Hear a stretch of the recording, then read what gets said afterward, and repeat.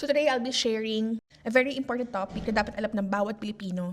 Kasi I'm pretty sure nararanasan nyo na ngayon at nararamdaman nyo na ngayon yung bigat ng pagmamahal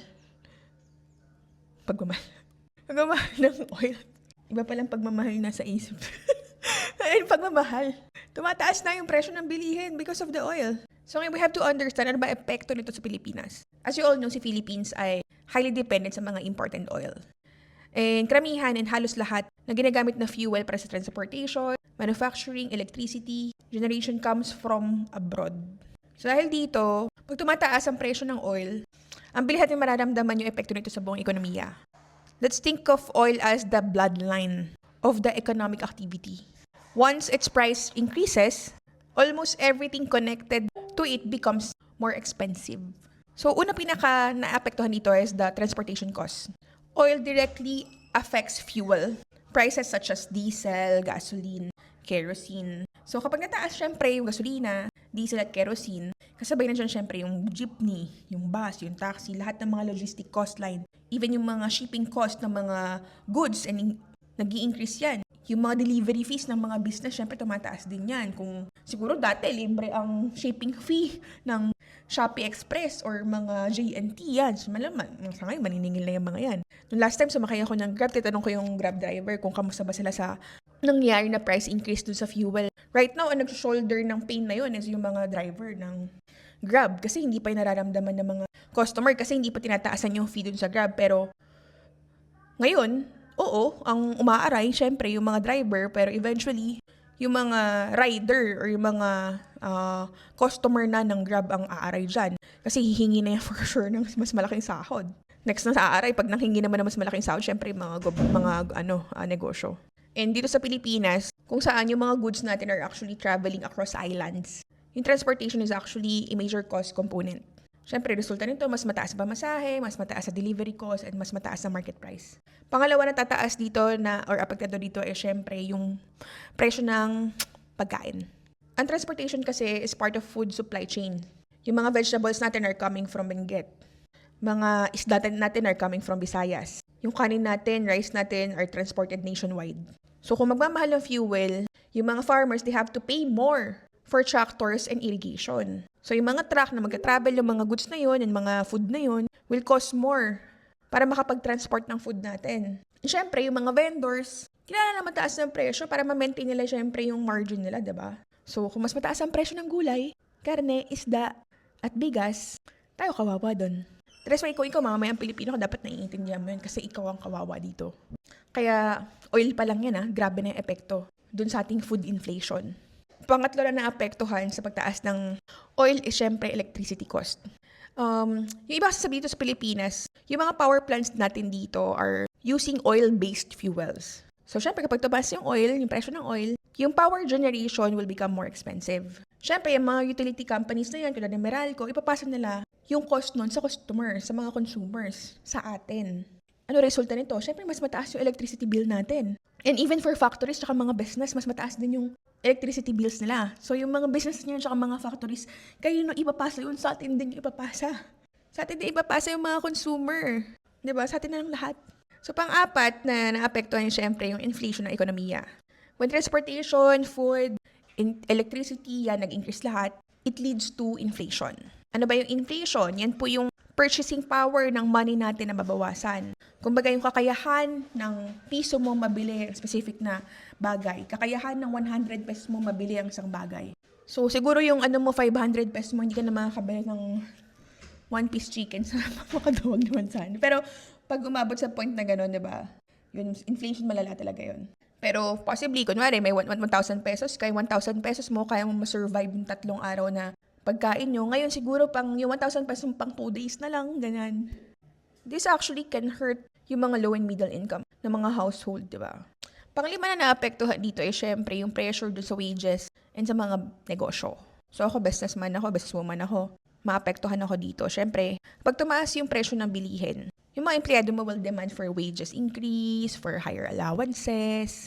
And because of that, syempre, yung business will face higher operating cost and syempre, lower profit margins. And yung mga maliliit na negosyo, katulad ng sa akin, maliit pa lang naman yan, yun talaga yung nagsasuffer because hindi naman natin kaya na parang i-absorb easily yung mga cost increase na gano'n. So, ang pinaka-overall economic impact talaga sa Pilipinas is syempre, number one, higher inflation, slower consumer spending. Kasi kung may negosyo ka, syempre, onti lang nabibili kasi nga wala silang pera. Lower business profitability kasi ang liit ng margin mo dahil nga ang dami mong operating cost tumataas. And syempre, yung risk din na tumaas yung poverty sa Pilipinas ay talagang lalaki din. And possible economic slowdown talaga. Alam mo, sobrang lugmok na nga yung Pilipinas because of the issue sa flood control, bumaba yung consumer confidence, investors confidence, even yung mga price stocks natin, nagbagsakan din. Alam mo yung pabagsak na nga yung Pilipinas, pabagsak na nga yung mga nangyari sa Pilipinas. Sobrang bagal na nga ng ekonomiya natin, tapos mabay pa yung ganitong gera na nakakaapekto sa overall economic natin. Parang sobrang ang bigat-bigat na. And ang mas nakakaranas dito ay syempre yung mga minimum wage earner. Imagine mo yung mga tao, kumikita lang naman 695 pesos per day. Eh kung may anak yan, 4, 5, nangungupahan, kumakain, magbaon. Hindi talaga sapat eh. Kaya hindi mo masisibsi kung may gagawing karumal-dumal, gagawa ng masama, umaabot na sa pagnanakaw, diba? Yung dating mabait naman, biglang magiging demonyo na kasi nadidemonyo ng sitwasyon eh. Siyempre, pag pamilya na yung usapan, mga anak mo na usapan, kung wala na yung makain, minsan hindi mo na masabi kung anong mangyari. Kaya siyempre, kasabay rin ito mga nangyayari dito sa ekonomiya natin, yung pagtaas din talaga ng krimen. And ano ba dapat maging reaction dito at maging action ng gobyerno? Kung ang gobyerno natin ay responsable, dapat mag-implement siya ng short-term at long-term plan. Hindi lang basta pang samantala yung magiging solusyon mo dyan, ang sasabihin mo, okay, magano muna kayo, 4 araw lang. Hindi yan solusyon. Siyempre, dapat meron tayong mga short-term measures dyan. Ano ba yung mga pwede nating maging short-term measures dyan? Number 1, fuel subsidies. Para sa mga jeepney drivers, sa mga farmers, tsaka sa mga fishermen. So, sila yung unang dapat bigyan ng mga fuel subsidies. Number 2, transport fare management. Dapat iwasan or ma-prevent yung mga sudden fare spike. And then, dapat magkaroon ng temporary tax adjustment. So, I think na may mention naman na to na bababaan yung fuel excise tax pag umakyat yung presyo ng oil. And ngayon, kung meron tayong mga stored oil, kung meron man, i-release na muna yan para ma-stabilize yung presyo. Pero syempre, dapat meron din tayong mga long-term responses. And I think na pinaka-best ng long-term strategy natin dyan na gagawin ng gobyerno, mabawasan yung dependency natin doon sa mga provider ng oil abroad. Dapat yung gobyerno natin hindi kinukurakot yung pera ng taong bayan. Hindi nila binubulsa. Yung pera ng taong bayan dapat napupunta yan sa mga investment natin sa mga renewable energy. Katulad ng solar, wind, hydro. Napakaganda ng Pilipinas. We are in a tropical country wherein napaka-rich natin sa mga possible na renewable energy. Dapat nag-i-invest din talaga ang Pilipinas syempre sa mass transportation.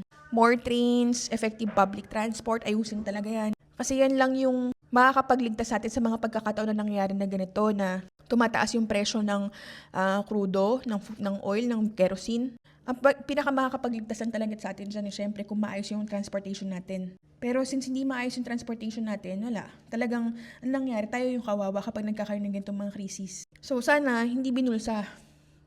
Sana yung mga pera na yung billions of money na yon na ipatayo na maraming tren yun. At kung ano ng mga public transport, baka may mga tram na rin tayo dito. And siguro merong mga elevator, yung mga LRT, MRT natin dito, diba?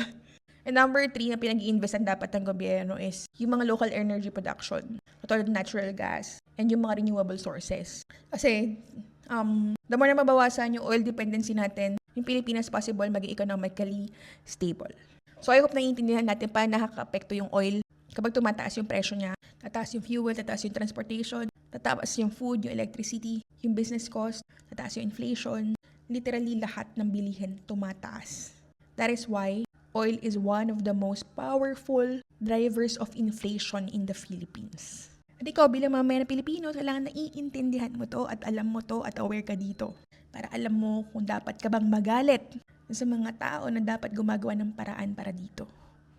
So yun lang guys, awareness lang.